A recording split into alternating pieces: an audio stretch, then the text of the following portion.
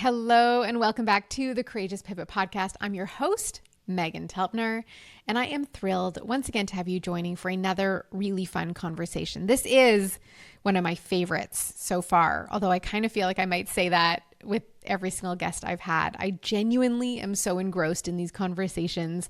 They're ones that I would have had even if we never pressed record. It's just what I'm interested and fascinated in with people that I genuinely like and who are friends or will be friends or have become friends through the course of these conversations. And today with Ali Shapiro is no different.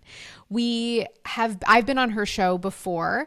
We text often, and every time we do connect, we are so in alignment with so many things, but also her depth of wisdom in this specific area that we're talking about is so fascinating to me. She is so smart and articulate in how she explains and how she works with clients. And we get into a lot of it, and it's based on the immunity to change process. So she reached out to me after those episodes being like, this is what I do with my clients. So I thought it was such a wonderful way to kind of show in practice how this works. And I did tons of research, planned lots of questions, barely asked any of them because the conversation just flowed from the outset, as so often happens. If you have not yet, I want to encourage you to listen to episode 8 called Micro Pivots When Big Change Isn't Possible Yet, and episode 9, The Resistance Is Your Wisdom, Why Small Changes Can Feel Impossible. Episode 8 and episode 9 would be great listening to this episode, but you can also just go ahead here. And if you're interested in the concept and want to learn more, go back to those two after. Ali Shapiro. She is the host of the top ranked podcast Insatiable, soon changed to Truce with Food, a holistic nutritionist and creator of the Truce with Food and the Truce with Food certification program. We do talk about these in the episode. She's academically, practically, and empathetically aware of how the medical system, wellness world, diet culture, and body positivity movements all have their own flavor of crazy. Ali developed Truce with Food while in graduate school at the University of Pennsylvania, where she drew from her years of working with real-life clients and her own personal healing journey of battling food and having cancer as a teenager. Ali's work and clients' unique success has been featured in Well and Good, Mind Body Green, Prevention, Women's Health, and Forbes, as well as industry-leading podcasts Being Boss, Tell Me Something True, and Heaven Food, and now the Courageous Pivot Podcast. Ali and I talk about the immunity to change. We talk about her own personal journey and how she works with clients to move them through the resistance to change, which often opens the door of moving through resistance to a whole bunch of other things that people kind of know they should want to do, but for various reasons do not. This is such an insight-rich conversation. We both tend to talk quite quickly, so you might have to listen to it twice or in 0.75 speed or whatever that is. Anyway, I hope you enjoy this conversation with Ali. Ali Shapiro, welcome to the Courageous Pivot Podcast. I'm so happy to have you here. Oh my God, Meghan, I'm so excited. I always love chatting with you. I just had to hustle and hit record because we literally have been talking for 14 seconds. And I was like, oh, no, this is good stuff. This is good stuff. Just for a little background, we're not I feel like you're one of those people that if you lived in my neighborhood, we'd be best friends and go for walks all the time and go for lunch and have our kids play together. Yes. But we've never met. We've had maybe a handful of conversations, but we click every time. We do. Yeah. You were on my podcast and I think we chatted for 30 minutes to an hour afterwards or something like that. Tends to happen. So you were just saying, as we're recording this, it's your birthday. Are you 79? I'm 78. You're 78. 79. Oh, okay. So we're very close in age. It's my birthday coming up as well. When's your birthday? October. The 25th. Ooh, Scorpio. Yeah. I got a lot of Scorpio in my chart. My son is the 28th and he is. Oh. I love me some Scorpios. My dad is too. We get on well. You're the same sign as Josh. Oh yeah, the Libras. Yeah. So we were chatting and you were just saying, well, you commented on my appearance is shifting a little bit. And then you'd said that you've been going through this change of redefining success. And though we're here to talk about health and nutrition and all of these things, but I want to talk about what you just said because I think it's really important.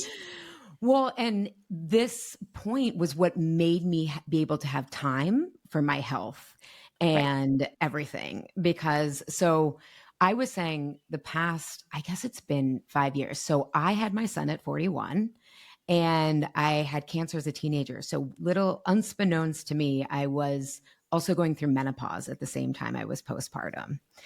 And so, in fact, the conventional fertility workup that I got at 39 told me I couldn't get pregnant at all. They were like, "Oh, you're in early menopause. You know, the only thing you can do is a donor egg and IVF." And I was just like, "Oh my!" And it's $30,000. I was like, "This is like a lot." But I ended up getting pregnant naturally using acupuncture and a naturopath who helped me with my thyroid. But long story short, I kind of threw the baby out with the bathwater. I was like, I'm not menopause. They don't know what they're thinking. And I've been one who tends to rebel. So going through postpartum and becoming a mother and menopause at the same time, and my main symptom was insomnia. And I didn't know that that was a symptom at the time. I had to finally address my like only other addiction I've ever had aside from food, which is overworking. And that was what made me, because I like every time I wouldn't take time, I wouldn't sleep. And I had also like having joint pain. And I was a year postpartum, I went into the doctor for plantar fasciitis and I was still like 30 pounds above my postpartum weight. And I was like, I've been walking. It was a pandemic here and everything was closed. Like I've been walking, nothing's changed. But it forced me to have to look at my overworking and how that was serving me from like from a immunity to change perspective. This is why we're soul sisters, because I also have been overworking, and with a child, it's like everything's magnified. But instead of doing a, moderate reassessment of life, I'm like, I'll just go all in on not working. Well, and that's what we do, right? Like that's kind of when we're in the socialized mind, right? It's like we only have access to the either or, the black and white, the good or bad, right? Initially. Well, you were better than me because I just went down screaming. Like I don't think it was like initially my choice. I was just like kept trying to work at the same pace, originally. I would have periodic, we could call them meltdowns, just like, but it's not, it was just like periods of intense overwhelm of how do I keep driving the train that I built? Yes. So you said, and this is why I had to hit record right away, so we didn't even get like a little pre-chat of like, what's new in your life? But you said over the last 5 years, you had to redefine your metrics of success, which is ultimately what all these conversations I'm having are really about. Yes. So what were those, what were the key changes you made? Yeah. Well, so, we kind of connected over you really liking immunity to change. So I think first it's like, I didn't know what had to, like, I didn't want to believe that it was overworking that had to change, right? It was like, my husband had to help me more. My son had to sleep through the night. Like it was like, right? It was like, no, I'm going to keep up my life. Yeah. Everybody else just has to do better. Yes, exactly. And everything has to be perfectly like under my, not control. I'm not a control freak, but it has to be comfortable for me. Right. Like that's really, so I started to say first, I just had to understand what the problem was because I didn't even think that it was overworking. And so, my Truce with Food model is essentially works under the premise that we turn to food when we feel emotionally unsafe or in fear or unsupported. Right. And so I have cleared my relationship with food. It was work at this time. So I took myself on that process and I just had to first realize like, oh, I have this deep story that in order to succeed, I have to be exceptional. And in order to be exceptional, I have to work really hard. I don't know what you're talking about. I can't relate at all. Right? This goes back forever for you, doesn't it? Yeah. And, it actually ties into health because I was someone who struggled with my weight and health very early on. And so, but I was good at school. and I was good at achieving, right? So Yep. it was like, okay, if I can't get my belonging and worth, it's not guaranteed in this, like this realm, right? I am fucking smart and I can outwork anybody. And it led to really exceptional things. Like before Yep. I, left my corporate job 18 years ago, I was living in Paris. I worked in New York at NBC. Like I had accomplished all of these for my parents were both city school teachers, right? Like I didn't have any connections in like the quote unquote interesting world. Like I really did do exceptional things. But even back then, my health was suffering. And being a cancer survivor, I was like, wait a second, something's off. I didn't know what it was yet. But I'm just sharing that because working really hard paid off. And so Yes. it pays off until it doesn't, right? I've been cleaning out my studio here and I moved in. It was like a succession of moves. So a lot of my high school, university stuff ended up here, including all my transcripts, letters of recommendation, like all my awards I won, all the financial bursaries I was gifted, all these things. And I was going through it all and reading some of this and reading my own, like, why I was deserving of this thing. And I was like, holy cow, like this goes so deep. And I asked my mom, I was like, were you like astounded by how much I achieved? She's like, all you did was work. You were always working. And Yeah. like forever.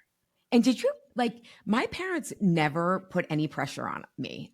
Like No, my no, sister joked like we could have ended up in jail and they'd be like, what did you learn from that?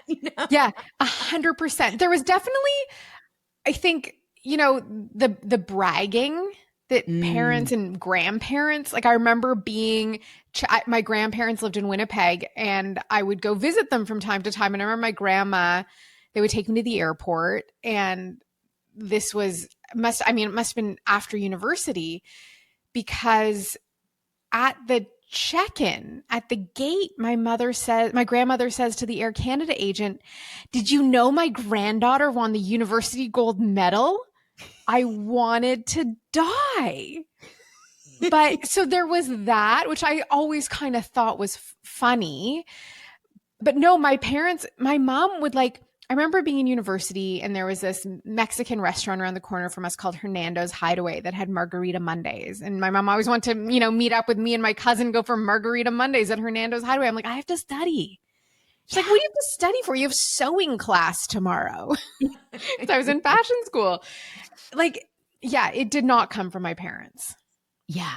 And I think I have since learned, I thought I was a 5 on the Enneagram, but I have since learned that I'm actually a 3, but I'm the subtype. So like I'm vain about not being vain. And like I Interesting. don't want to accomplish for traditional status. I like to accomplish for security reasons. So that's kind of why I didn't type as a 3. But part of me thinks like between being middle class and wanting upward mobility in America, between getting rewarded for it and then just liking to challenge myself and then like being good at that, it was just like this recipe for fuel to like I've keep never going. I've never done the Enneagram. A few guests have mentioned it. Friends of mine have mentioned it. I've looked at it, and every time I start answering the questions, I kind of get annoyed. Like, what do you mean by this, or what will it say about me if I choose this? Like, what? So, can you just give me my number based on that quality? Yeah. I wonder if you're an 8, perhaps. Eights are very, eights are very like leadership. That's how I think of eights, and like kind of like I'm not dealing with this. Like that's kind of what I would think that, and just how you are in the world. I would guess that you were an 8, but I'm also not an Enneagram expert. Okay, So I'm going to start doing a poll of people, and whatever the average is, then I'll just adopt that. the reason I like the Enneagram more than like some other things is because it's just dynamic. It's because I think most people, and I don't think it's destiny, right? Like I always tell people, like, what, like, look at any of the number and what do you really need support with? Like, I needed support with slowing down and getting more people to help me, which is like what a 3 grows into a healthy 9. So it's like, okay, I'm just going to like use that for where I'm at in my Right. life. Right. And it like 3s benefit from like healthy self-doubt. And I'm always the person, the entrepreneur that's like, this is going to totally work. And then like when it doesn't meet my expectations, I'm like, oh, like, and I blame myself versus being like, that was the first time you did this. That's Like, why were interesting. you so confident? That's so interesting. So that's so interesting. When I do things that don't work, I'm like, oh, I think I'm just too early. People just don't get it yet. Oh my God, preach. That's the story of my life. Yeah. But then I've taken on this new hobby that I'm not fully talking about yet. But I like my first attempt at it. I absolutely wanted perfection. And I am impatient with myself because I'm learning something new from scratch. That's like, Mm. that's a hard thing to do when you become really proficient at being proficient at what you do.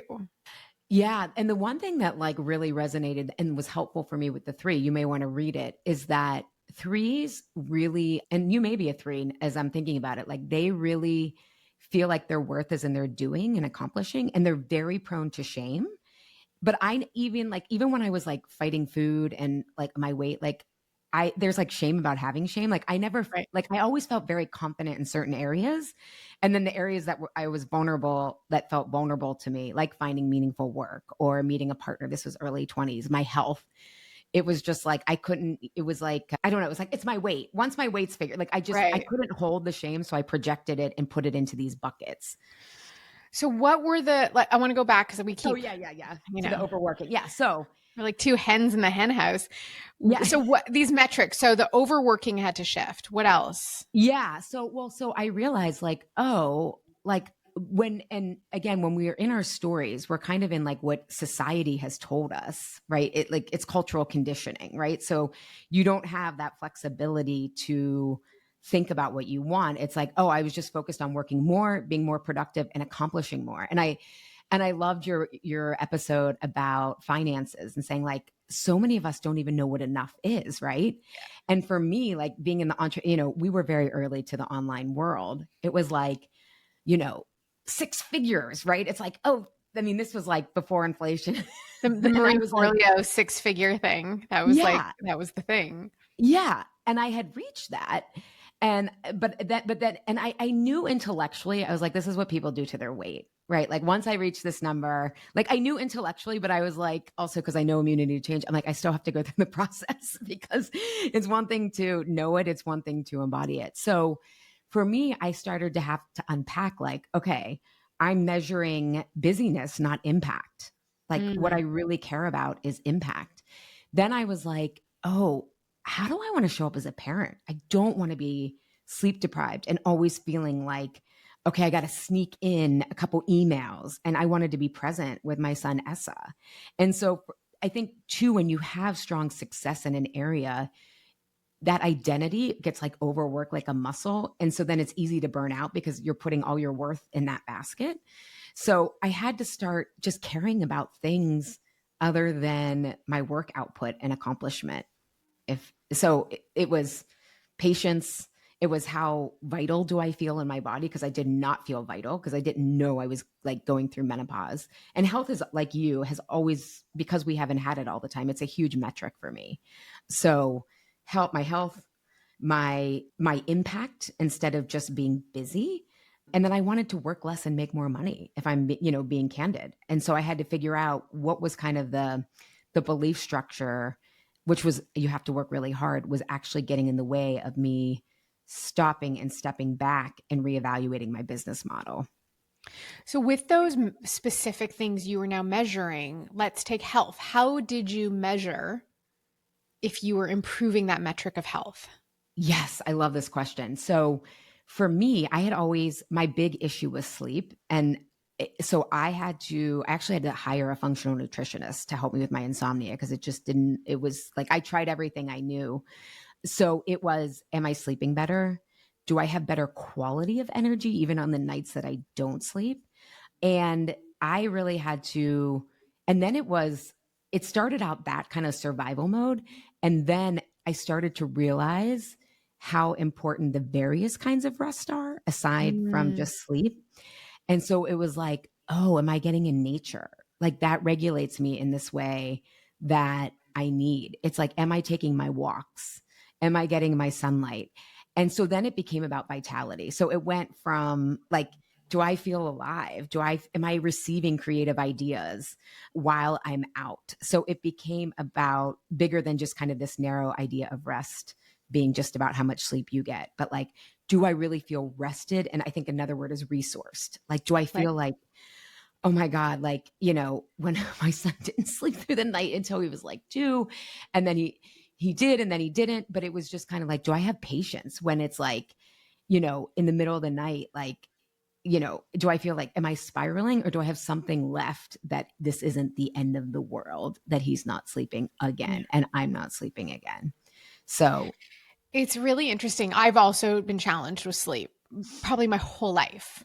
oh, Yes. I remember even as a child, I started going to overnight camp pretty young, like after, I mean, maybe not young by today's standards because kids go really young, but after grade 4, I think, like between 4th and 5th grade was when I first went to overnight camp. And I just remember I loved it, but I was always the last to fall asleep. Everyone else had to be quiet before I could fall asleep. And then I remember in my early corporate days when that was when it really got bad, waking up at 4 in the morning, and that was kind of it. And then, then you throw a baby into the mix, and it took a long time to re-regulate after that, if I can even call it that. But what I found was even when I was exhausted, I always had the capacity to sit down and do really good work. And it's the only thing I felt like I could do efficiently when I was that exhausted, which perpetuates a really challenging cycle because it's a reward in a lot of ways that well, I don't need to worry about sleep because I can still work and I can still be effective at working. Even if everything else is like, don't have a lot of patience and can't yes. remember, where did I put the thing that I had just been looking for, or, those kinds of things were failing, but I could still run a great company. I have a quick little intermission for this episode, or is it an intermission? I want to invite you to please head over to courageouspivot.com and subscribe there. There is a lot brewing around the Courageous Pivot, and I'm working on opening up a little inner circle community. And the plan as of today is to start offering little workshops that only the inner circle will be invited to participate in, as well as the opportunity perhaps for live in-person events. Could it be? Could it be? It might just be. I'm also going to be sharing a little more about my own personal pivots, as well as some updates from our guests that have been on the show.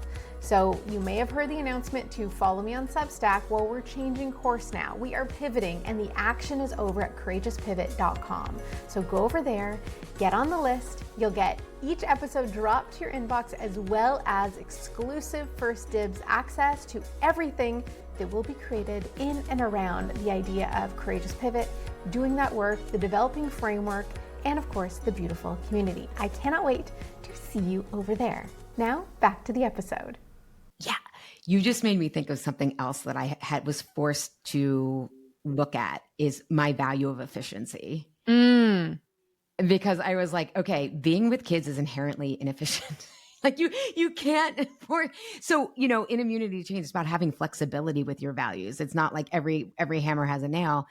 But I had to realize, like, even I create a lot of content for my courses and stuff. And it's like, creativity is not efficient, right? And like, I may not be able, like, I had to extend deadlines, right? I had to essentially release my own timing expectations. Yeah. So that was something that I used to measure, like, okay, this is going to take this many, how fast does it get done? And now it was like, when does it want to be done? I think the best programming or reconditioning I've had for that specific thing happened in the last 8 months. And I highly recommend this to everybody, is especially with the nature of the world we live in right now. But I started crocheting 2 years ago, but I took on a blanket. It was 241 stitches across. So for those who don't know what that's the width of a queen size bed. Oh, wow. It's basically, I made a blanket the size of a queen size bed, width and length.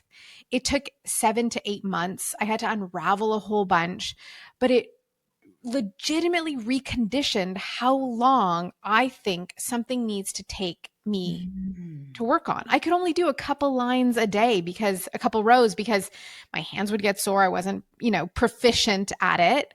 And it wasn't something that could be rushed.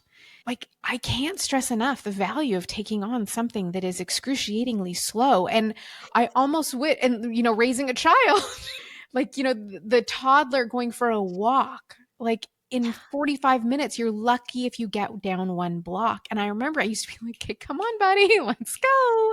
But it takes what it takes. Yeah. And I realized that like when we're rushing and we have like, I call it the need for speed, like we're measuring what we're, and this is actually one of the protection patterns I work on with people in their stories. It's like what you're unconsciously measuring is just more, more, more, more. And Right. then like you end up missing out on what's there, which perpetuates, I want more, more, more, versus when you were crocheting, even though it was less, did it feel like more because you were present? It felt like more, but it also reminded me of how enjoyable and beautiful and soul nourishing and nervous system balancing being in the process is. Yeah. That it wasn't just chasing the dopamine of the completion, of the post, of the response, of, all the things we're so conditioned to strive for. Well, and that's like, I always use food metaphors, but it's like you can savor the process. And it's like when you can really savor, things feel differently when you slow down and cook them, or Yeah. you are at a slower meal with company you love, right? Like it actually like lands, you can feel it. Yes. And when you're only focusing on more and more and more, and you aren't clear on what is enough, it's just never enough. And then you never feel enough. So it just keeps this like endless cycle. And then you end up being like, as I was at like 42 years old, being like, oh my God. Like, I mean, again, I went down fighting. It was probably the past couple of years. I'm like, why was I working so much? Like, why didn't I know that like it is about quality, not just quantity? We had a song, Josh and I make up jingles a lot, but we had a song called We're Having Dinner at 9 o'clock. Dinner at 9, because we were working nonstop. I mean, Ah, the result, unfortunately slash fortunately, is it did pay off. Like we hustled, hustled, hustled, and now we have so much flexibility and freedom. yeah. But, at what cost? And also, there was for sure a different way we could have gone through it. Yeah. Well, and then it's also composting that, right? That learning. We also like, again, my work is so rooted in developmental like psychology, which actually maps really beautifully, I think, with spirituality. And it's kind of like the first half of life is, ego gets a bad rap, but it's about developing a sense that you can exert your will on the world, Yeah. right? It's like, okay, I can have a healthy ego. I know I can build a company, start a company, like heal myself from, whatever it is. And then the second half of life is like, okay, now that I know I can do that, how do I want to relate to that? And how do I want to really feel that? So we also have to give ourselves like, we're kind of developmentally appropriate. I know. It's like I've worked out that I could beat the system. Now I'm like, okay, good. I don't need to prove that anymore. That's Yeah. done. Yeah. Right. Versus always wondering, Yeah. So I want to go back to the metrics you were measuring, but more so, you've mentioned immunity change a few times. I have a whole episode, so everyone needs to listen to that episode for sure, because it's a Yeah. kind of a 25-minute breakdown of what this process is. But maybe you can also just give a little summary of it and we'll first talk about how you applied it for yourself and then how you actually work with clients. Yeah. So because I'm sure a lot of people, like health that listen to your podcast, I know you're pivoting, but still. It's a lot. It's really amazing how many people are coming along this journey from the Awesome. nutrition. But you know, what you do, like what I do, my courses were never just about food. That was like the gateway in. It will revolutionize everything once you get a handle on, one core component of your survival. If you're Yes. effective with that, it will translate. So, but yes, go for it. Lots of Well, help. and even your approach of like what I loved about your approach and why I've used your recipe, it's like learn the foundations, then you have flexibility right Yep. within there versus like, so you were even kind of teaching people to be self-authoring, which is what immunity change is. So immunity to change, the book itself is kind of dry. I said that too. It's not good. It almost feels like it was a blog post that turned into a really long book. Dare I say it? Like there's a few of those books out there that like could have stayed just the, 3,000 word blog post.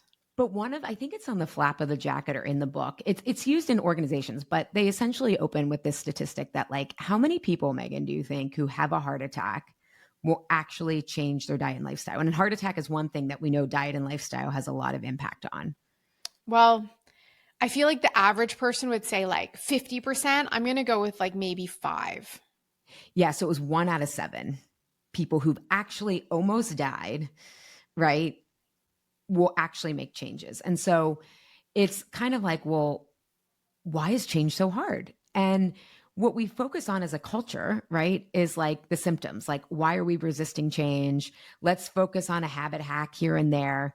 But all of our behaviors, I shouldn't say all, there's never all, but most of our ingrained behaviors, like even you saying like crocheting reoriented me, right? The need for speed, the rushing, right? All of that is really coming out of emotional stories that protect these identities that we really like about ourselves, right?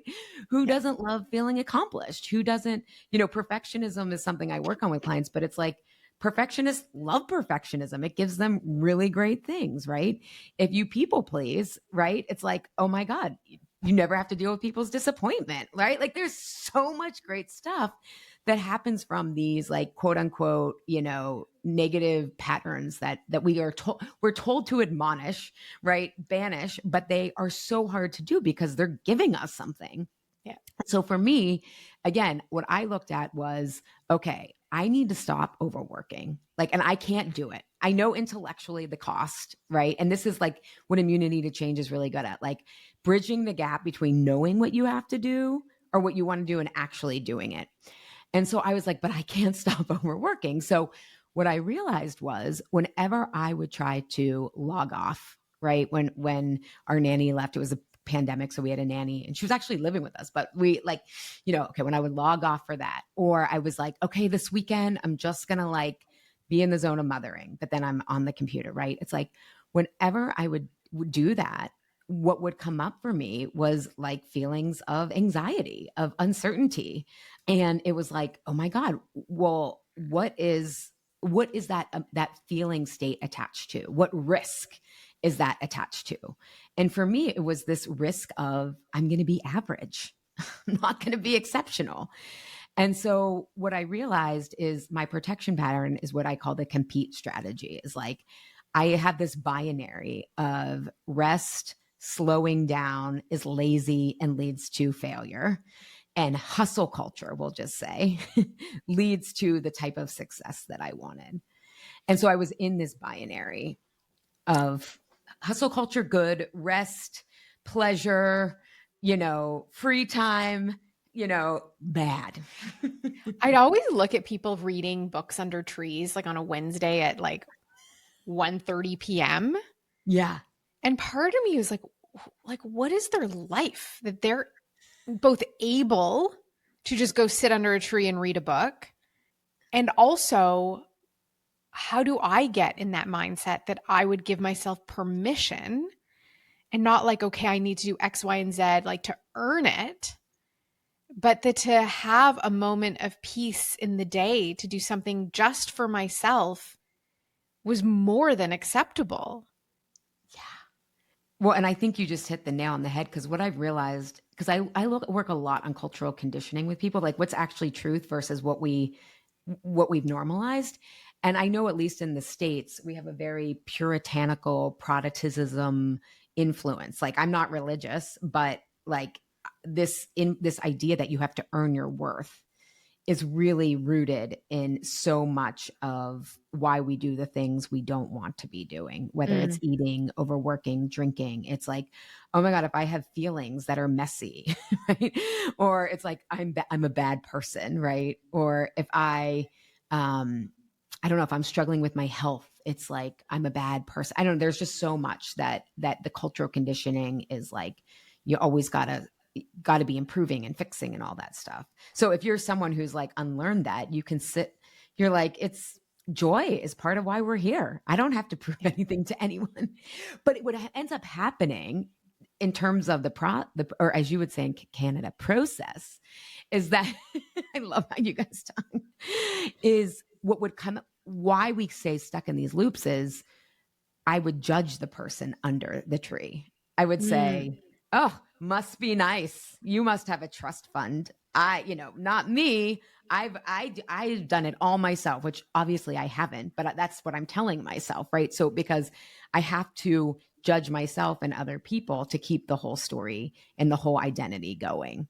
So it's not like we're like, oh, I really want to be sitting under that tree. It's must be nice. Whatever your judgment is based on, in my case, it would be like judging average people. Yeah, I get that. And part of me too is like, well, there's a price to pay for that too, is how I would see it. Yeah. And what we're trying to do in Immunity to Change is it's called increase our complexity fitness, which is essentially being able to have flexibility, right? Like if you read under a tree every day, right? And it's like, there are times that you have to hustle, right? But when that's the only mode you have, and then like, even in my work, this is very common with a lot of my clients, one of the big triggers for people to eat is being tired.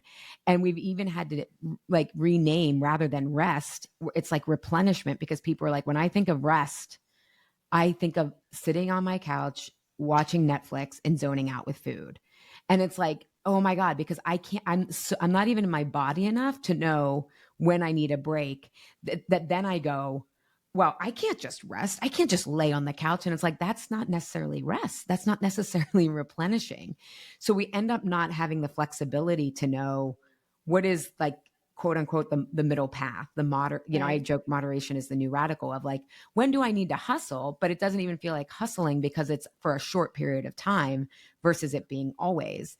And then how does rest actually feed my productivity? Right. That's a Like, huge one. yeah, it That's doesn't a have to be pulled huge in the one. hand.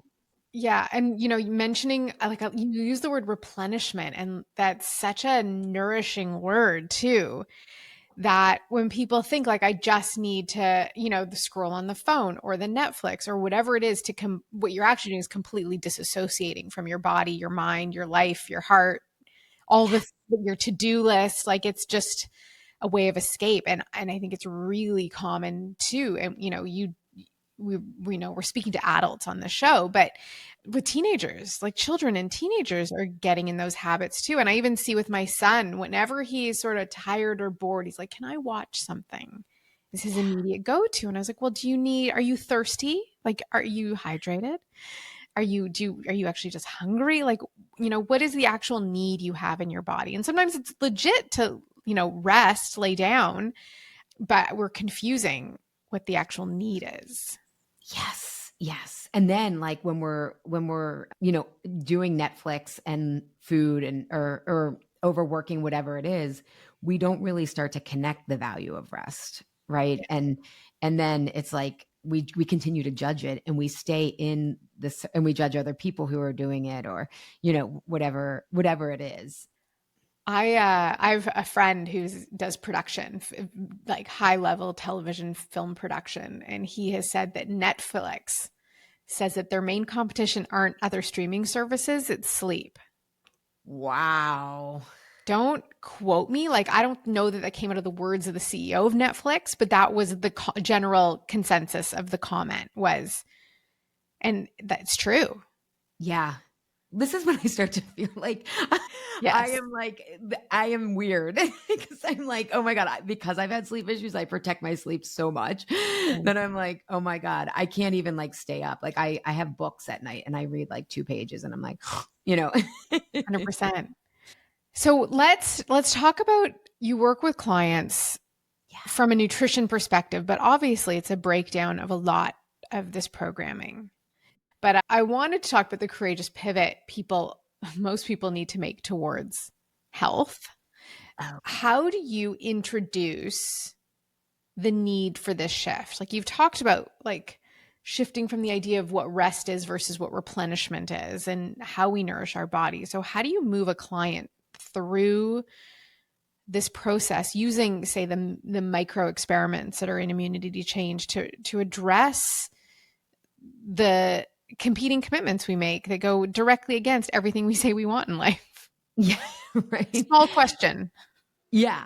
Well, and I don't know, let me just back up really quickly, is that one of the premises of developmental psychology, which immunity to change is kind of under that umbrella, is that people would never do this work if it weren't for something called optimal conflict. So optimal conflict is like, I think of it metaphorically like plantar fasciitis because I had it for a bit.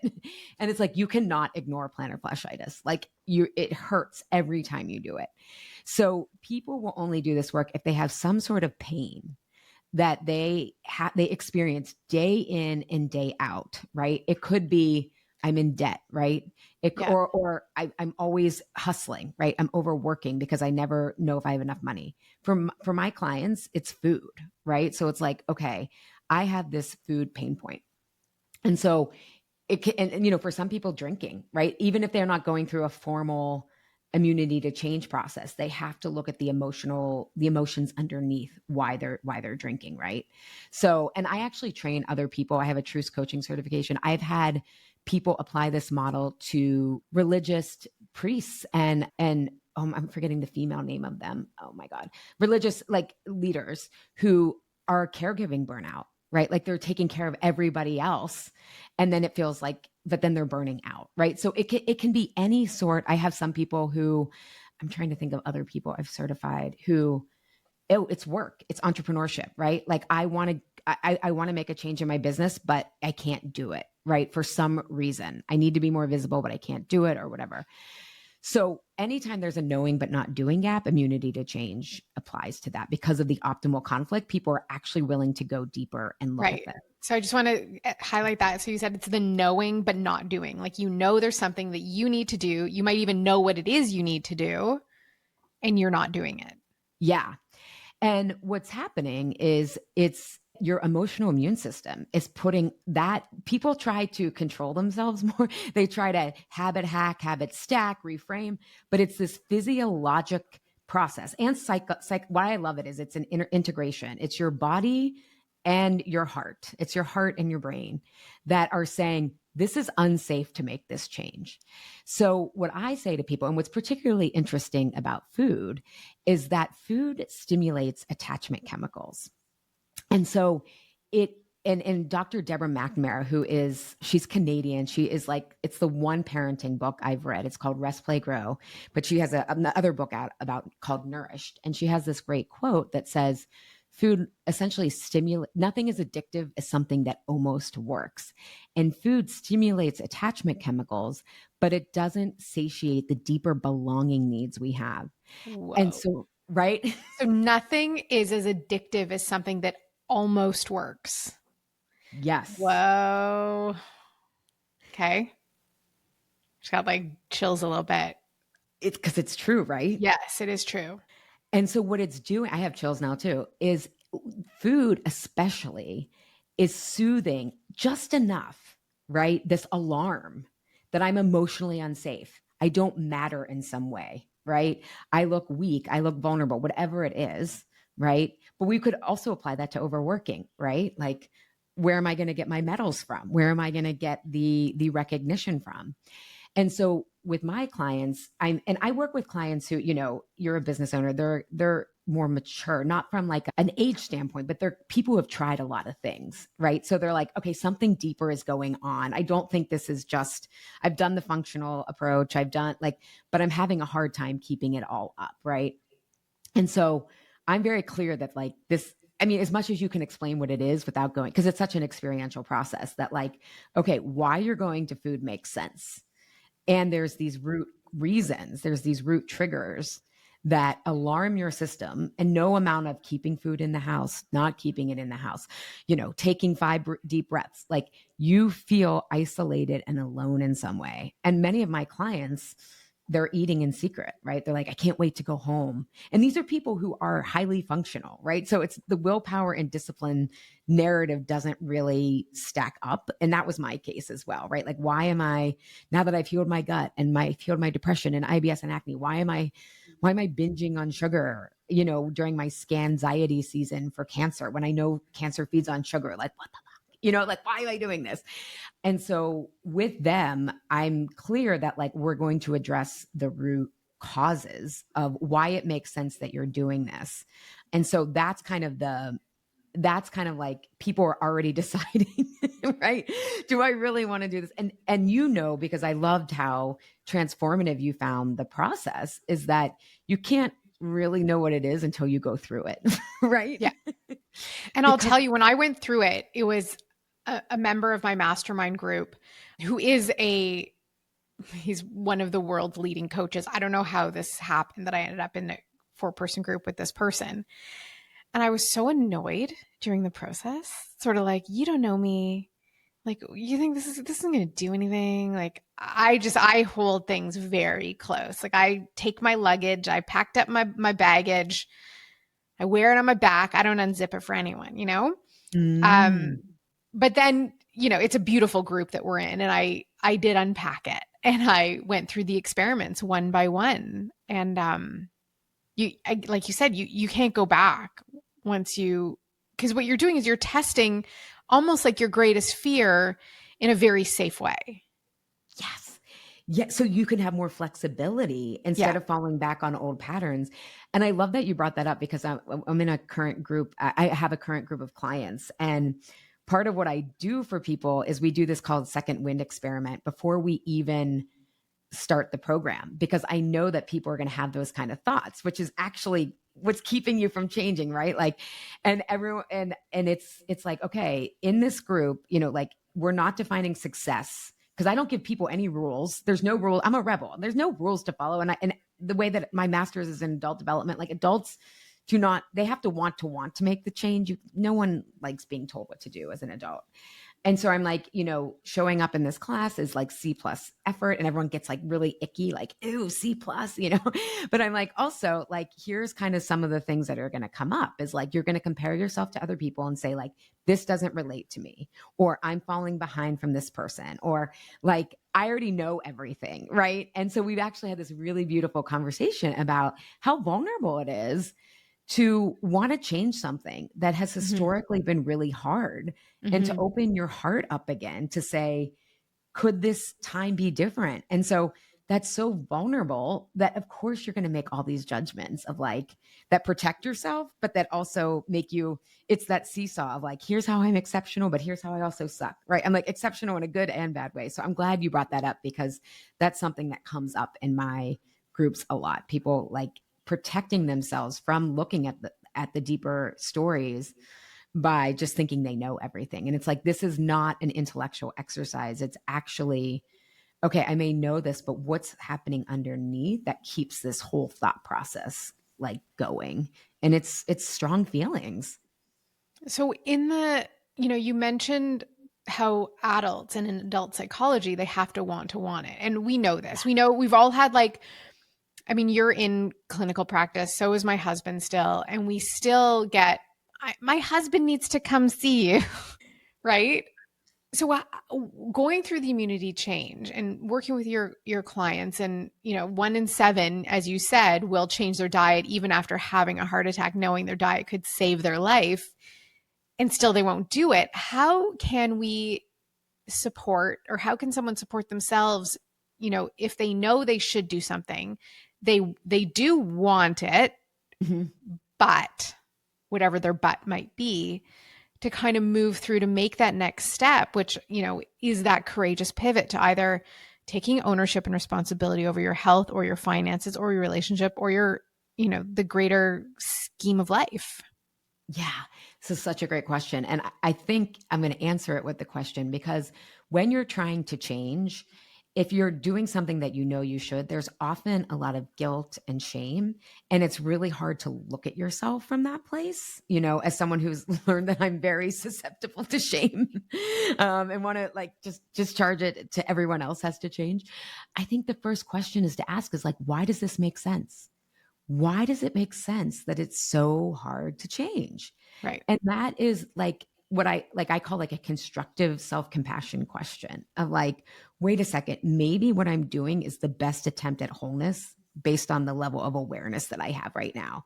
Because culturally, and this, Josh knows this, we are not a root cause resolution culture, right? No. It's like, no, even again, not all behavior change, there's flexibility, but it's like when people focus on children's behavior versus the emotional needs that are underneath, it's like behavior. And again, this is not, there's never an always and never, but it's like, especially raising a toddler, I'm just like, oh my God, there's no logic on board, right? Like there is an emotional need in this outburst that they need support. But then and this actually came up in my group of people. I work with people who tend to be like 35 and older. And it's like growing up in the 80s or 90s, if you were ever struggling, you went to your room, right? I've had Canadian clients who were in French schools and would struggle with French and they were put out in the hallway, right? So we relationally have been taught that we should isolate ourselves, right?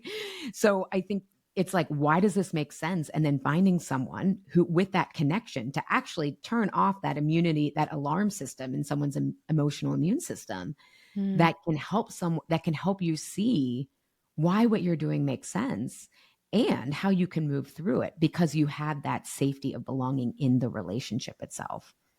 But you first have to start with, why does this make sense? Why is it so hard to change?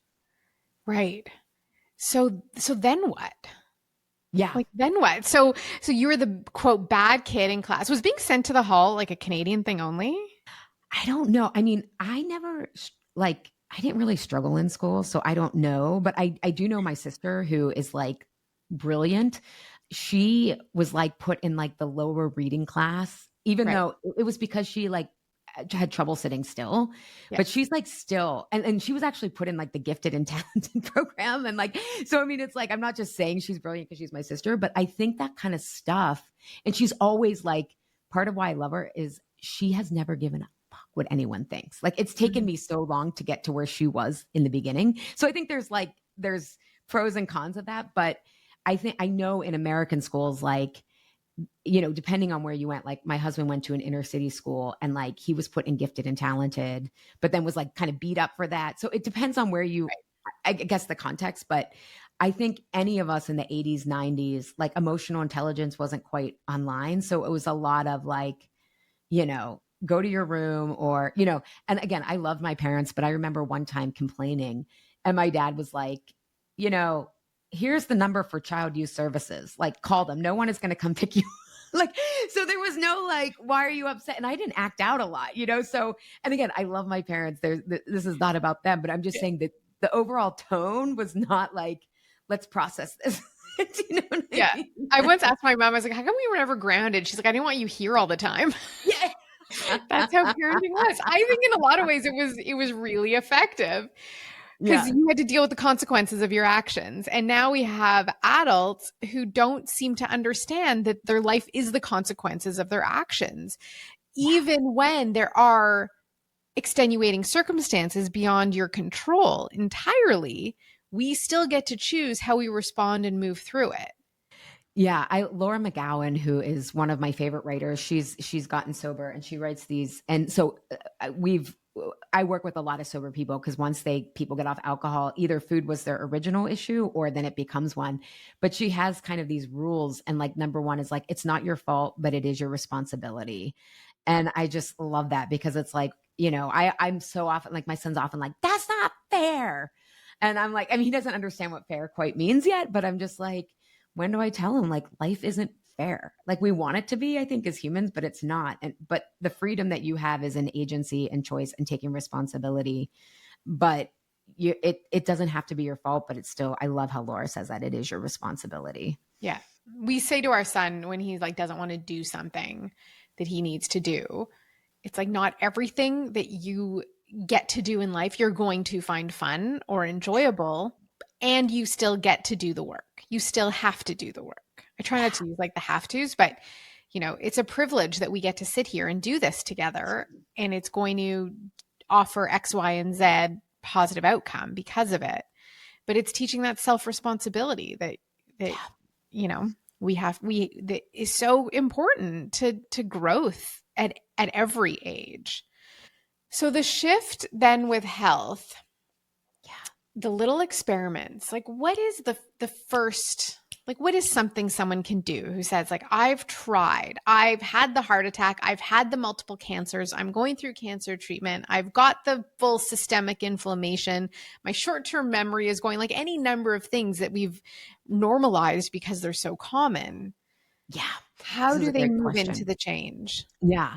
So part of what immunity, I'm just going to give a little theory and then a practicality, because sometimes it helps frame it, is that what's been happening culturally is that we have defined health in terms of years extended.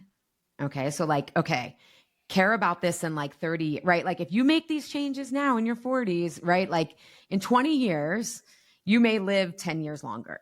And adults have so many other competing commitments that is like, well, I got to pay the bills today. Okay. My kid is melting. I got to go pick my kid up from school today. I can't go walk. Okay. So that's one issue. The other issue is that, at least in the States, health, and if you grew up in the 80s, 90s, probably early 2000s, health has only been defined in terms of weight loss. Yeah. Okay.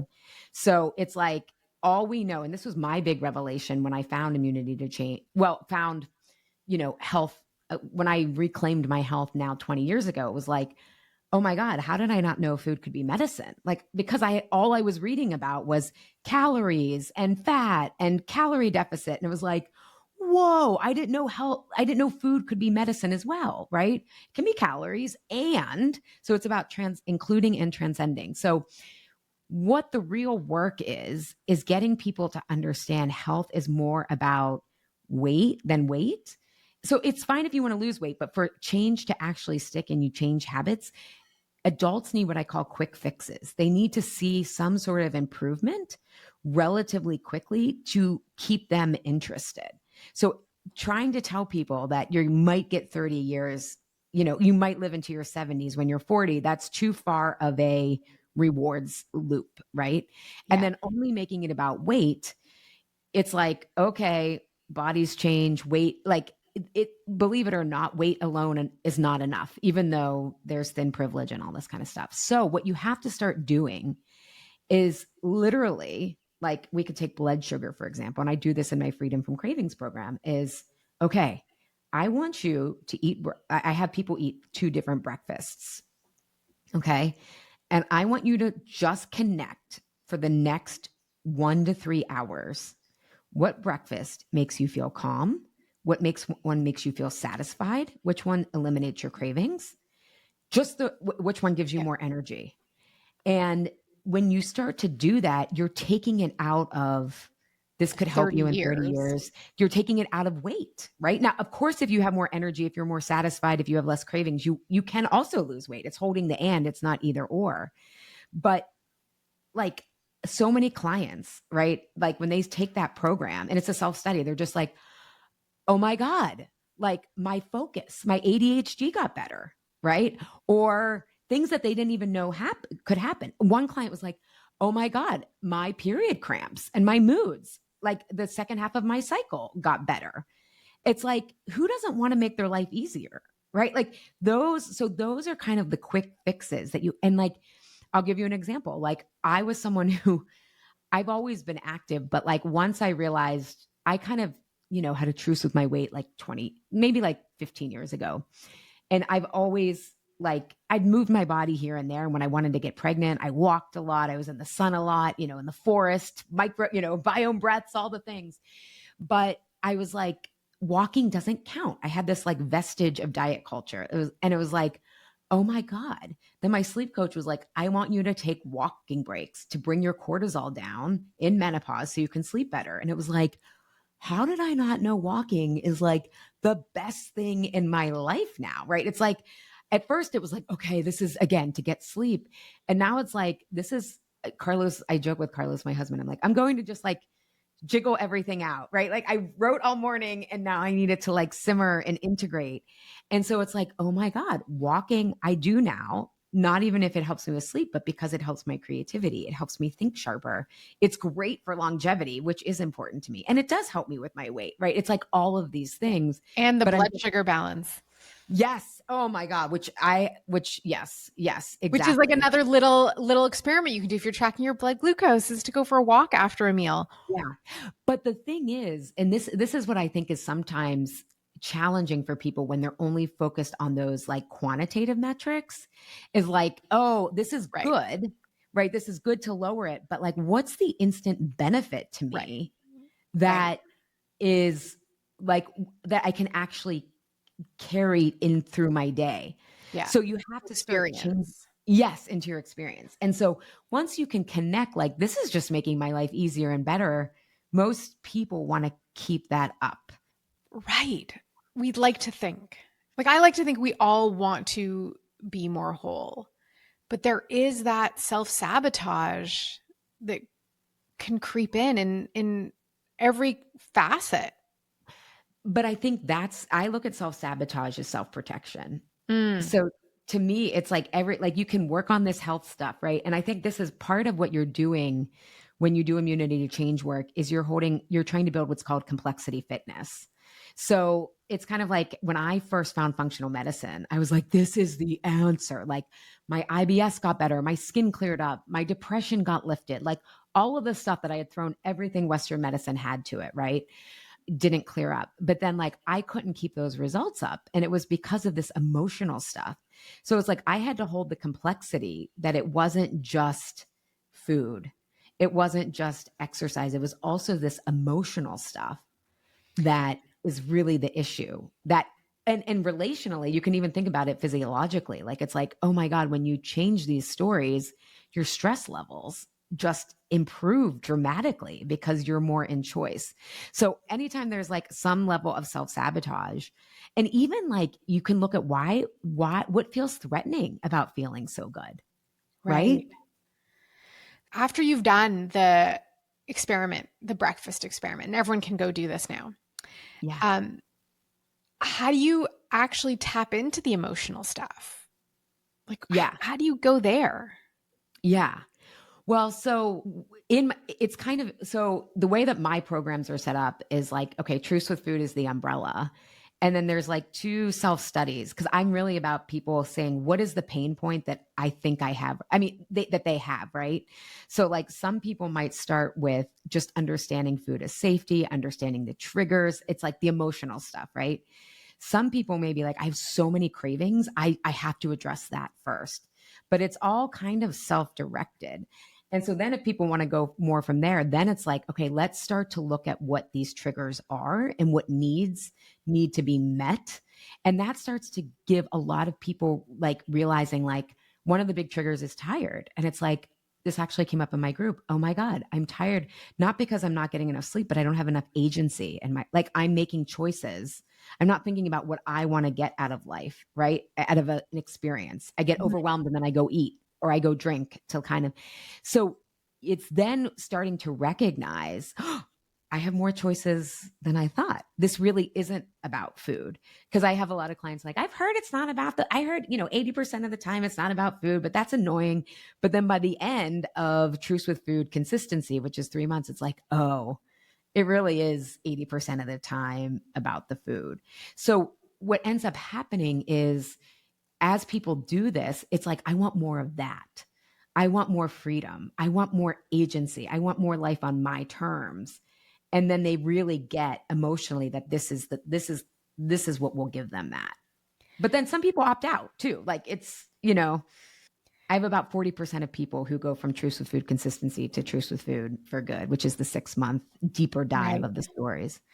Does that answer your question? It's kind of like you have to self-select as you go. Yes. I mean, there's no one answer for every human on the planet for anything. So Yeah, yeah. there It's you what go. pain point do you want to address right now? Because it has to be your choice. Because I'll just say one more thing. So much of immunity to change is getting people to realize there's no outside authority that has all the answers. right? That's part of the developmental process, is like, there's no perfect answer. Everything is depends. It depends.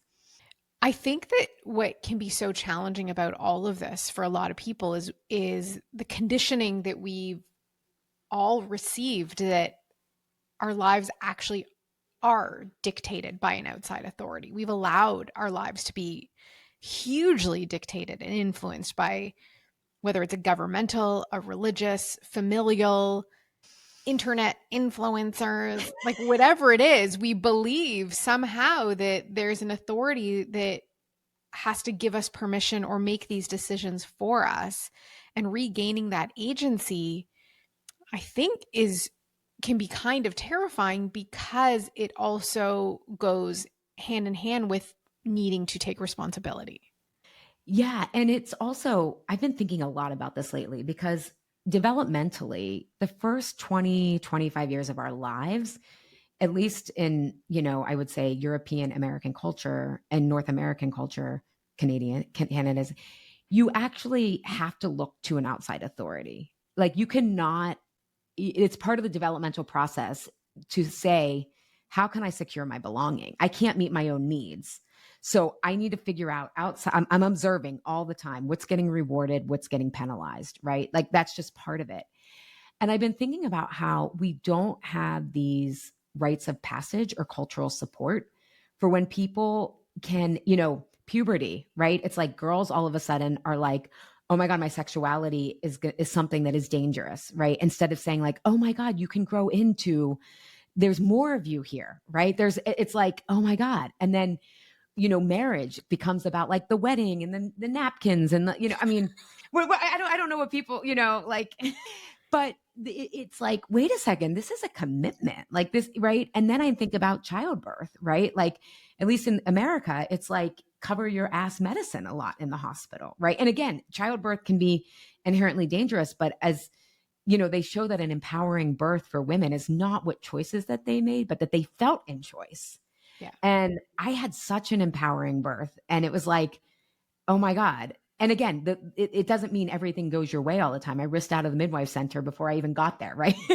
But I was in choice. And I think about how that has made me such a more confident mother in a way, because I also knew to challenge the system in a way, right? Like, even healing, right? Having all these diagnoses was this initiation. And so overworking, initiation. So I think we've missed a lot of what used to be initiations, right? And there was cultural support. Like, if you did deep dive into depression in your 20s, right? Like, was there ever a time, maybe in more whole cultures, where it was like, you need support here. What's happening, And so I think we miss a lot of the chances for this agency because we're just not supported culturally. Instead, it's there's something wrong with you, instead of this could be an opening. Yeah. I mean, there's also Sorry, this is something I've recently been thinking no, about. I mean, there's the institutionalization of everything as well. Of, if you go to the doctor, you can only ask one question, at least here in Canada. Like, there's a sign up. Like, you could have waited 6 months to see the specialist, and there'll be a sign. And I witnessed it because I've been in that. You're permitted to ask one question in this appointment. What? Yes. And then there's in school, like, raise your hand if you have a question, yes. But how dare you ask a question that could challenge the intelligence of the person who's standing at the front of the class? So there is a suppression of critical thinking inherent in so many of the systems that we kind of need still so far, for now, whatever, however you want to put it. Not everyone has the capacity to take their whole life out of these systems. Yeah. Although, No, you're right. I do talk a lot about how we can liberate ourselves from them, but that critical thinking piece, and, like, to your point, these rituals, these milestone moments in your life, the challenges, it's all part of how we can become confident, self-sufficient humans, so that we don't actually ever divert so far from our own wholeness. Yes, exactly. Exactly. And that's why I think it's so important for people to realize, if they're making a courageous pivot, right? It's like, yeah, it's going to be scary. And you're going to, on the other side of it is like, you're going to get to meet more of who you are. Like, you can land it on your own terms if you understand the terrain, and it's so annoying, but it's like, it's not like what you end up with, but it is who you become, and having full access to so many choices. Like I was saying to, a friend who's like, what are you thinking about your birthday? And I was like, I'm just astounded that like my idea of success, I would have never thought this 3 or 4 years ago, is that like, if I want to go on a bike ride and it's sunny at like 1 in the afternoon or like in the morning, I'm going. Like I don't, like the old me would have been like, no, I have to work. I'm like, I love the city I live in. I love the school that we're sending my son to. All of these things that are just like quote unquote ordinary have become so magical to me that I Yeah. have. And I was actually thinking about, because I was listening to your other podcast about financial, like what is enough. And I was thinking about like a couple years ago, I said to myself, like, what is wealth, right? Like the socialized definition of wealth is like how much money you have. But I was like, yeah, money counts, especially here in America. You have to like have money here. It's expensive to live here. And I was like, but my number one criteria for wealth is like freedom of my time. I want agency over my time. And that's like who I am. I just don't, I wish sometimes that I cared more about money. Do you know what I mean? Especially when I look at the private school bill of what I'm paying to send my son to a private school. But I'm like, at the end of the day, this is me. Like, I want freedom over my time. How do you guide your clients when they come to the realization, as I believe everyone on any kind of physiological health journey does, that once you address that, you kind of have to address the fact that you might be living out of alignment with your soul? Yeah. Yeah. Well, I think, at least in my experience, because some of my clients, they do the emotional work first and then physical stuff will clear up. I mean, that's what's Yep. really fascinating. I've seen so many people, their digestion, right? It's like, oh my God, I've taken all the probiotics, I've done this. But like when I actually feel safer because I'm in choice with how I'm showing up, my digestion is fine. We call them like, certain location poops. It's like, oh my God, that like those poops are so good, right? It's not about, more restriction. So I think Wait, what did you what just say? The certain location poops? yeah, yeah. Someone was like, "Oh my God, they were at MIT for this like training, and so they called them MIT poops because they felt safe and relaxed, and like all of these stomach issues went away. And we looked at like, how were you showing up? Like, were you in choice? Did you have agency? And it was like, yes.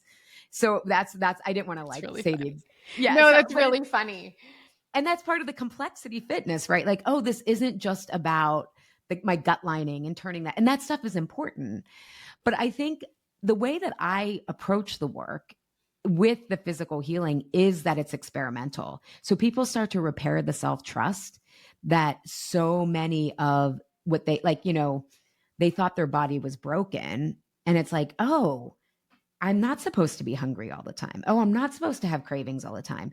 So that self trust, I think, gives people the courage to then stretch themselves a little bit further for the next time. So I think it has to be like, if self trust is baked into the process and the unlearning of our bodies being wrong, us being wrong, I think that sets people up for like, I just had one client, she's like, I just want more of this. Now, again, it's hard, right? You need to be supported, right? Optimal conflict is not just about having plantar fasciitis metaphorically. It's, do you have the right support? And so many people think they can do this on their own because their stories are isolating them. Like, I don't know if this is too meta, but like we come up with all these reasons why we can do it on our own, or we'll get to it, because it's hard to look at. Like, it takes time, but it's time well spent, and it's faster than years of spinning your wheels. So I don't know if I'm answering your question, but I think it's you have to do it incrementally. And then it's like, whoa, that was empowering. Whoa, I have the support. Like, let me keep going. Yeah. I think it's important to recognize, if you haven't done it yet and know you need to, then you do need to find the support to help you guide you through it. I used to do, I mean, with my culinary nutrition expert program, it was guided. You had a coach, you had to hand stuff, and you had to do the work. And I think that's why everyone I see who's still in my world, who I come across, me like, that program changed my life. Because if you're guided through anything that you know you need and you do it, it will change. It will change everything, because it's that exact pathway, the gateway in, that kind of helps open the other doors, or makes those, at least offers the on ramps to the doors that need opening.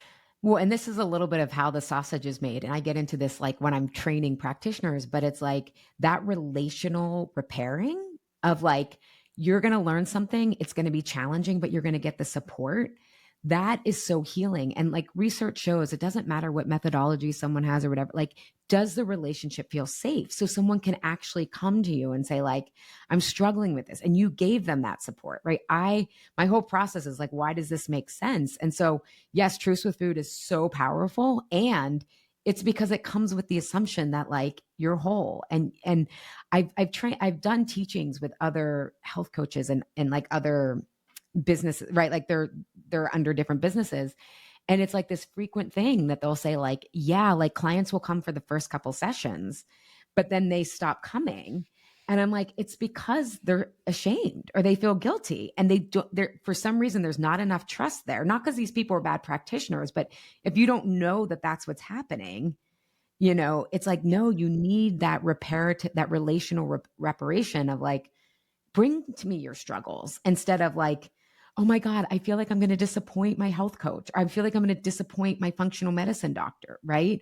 Or like I've had some clients, they go to these like, well-known practitioners, but they're very dogmatic about you got to be vegetarian. And then like they come to me being like, I had crazy cravings on that. I couldn't do it perfectly. And I'm like, maybe that's not working for you. Or I have some clients who are like, I'm on this high protein diet and like Dr. Stacey Sims tells me to get all this like animal protein. I'm like, well, first of all, she's a vegetarian. So I think she's, there's just this assumption that it has to be animal protein. And it's like, and my stomach is backed up. And I'm like, well, you might have to like ease into it, but like also maybe you need more plant protein, right? It's like, so I don't know where I'm going with this, but it's like that reparative relationship of like, I can experiment. I can figure out what's happening here. That's half of the equation. Yeah. Yeah. Which is why culinary nutrition school was such a success. Well, thank you. What would be your sort of final bit of guidance that you could offer someone listening who is in either the process of change or let's say on the precipice of it, which I think is where like what I have got from the feedback from my listeners, and thank you everyone, I really appreciate it because we put this out into like the ethers and never really know, but it's either people who are on the precipice of needing the change or those getting the validation and naming for what they did that they were unable to explain. But for those on the precipice, like how does someone, make that first, whether it's, dip the baby toe in or take the full leap to do what is in alignment to bring them towards a place of being replenished and vitality and time freedom and even money, like all of it is wrapped together. Yeah. I think the most important thing, and it's the most cringy, is you have to be willing to be a beginner. I think you have to question, do I really, because what I found with my clients who tend to have read a lot, it's what they think they know. Well, I'm a perfectionist or I am this. And it's like, those are actually protective patterns, right?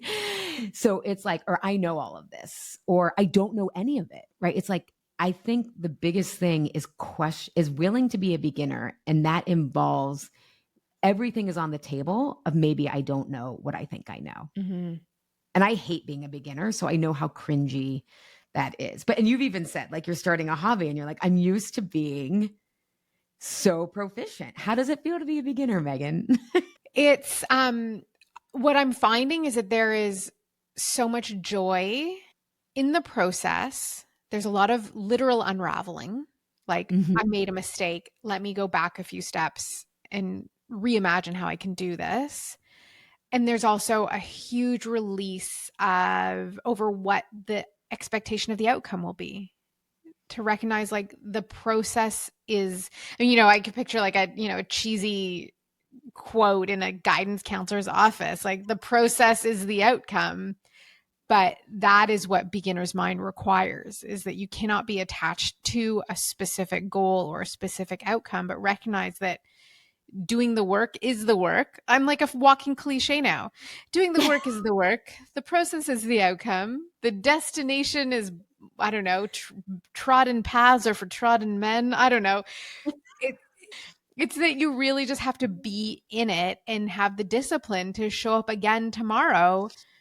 Even if today didn't go as you planned, even if what you created isn't what you wanted or envisioned, but we come back tomorrow and we keep working on it.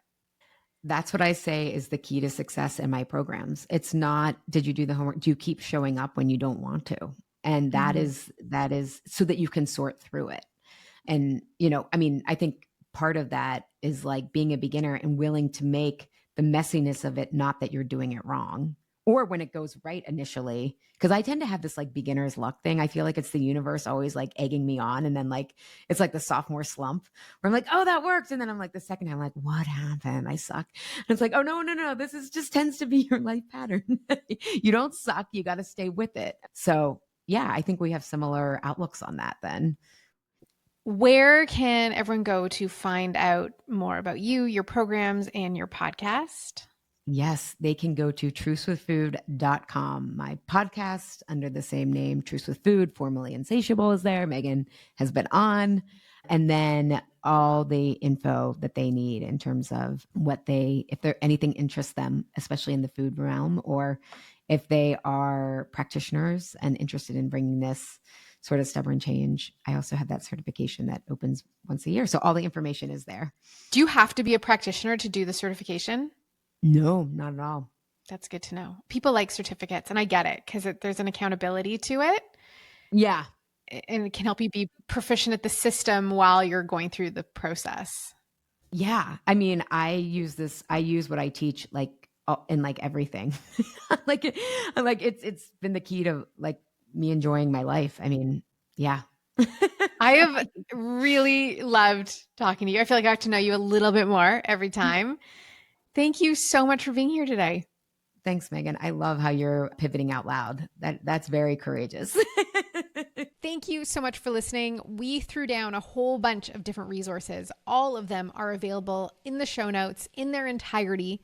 Just search Courageous Pivot or Meghan Telpner and you will find it.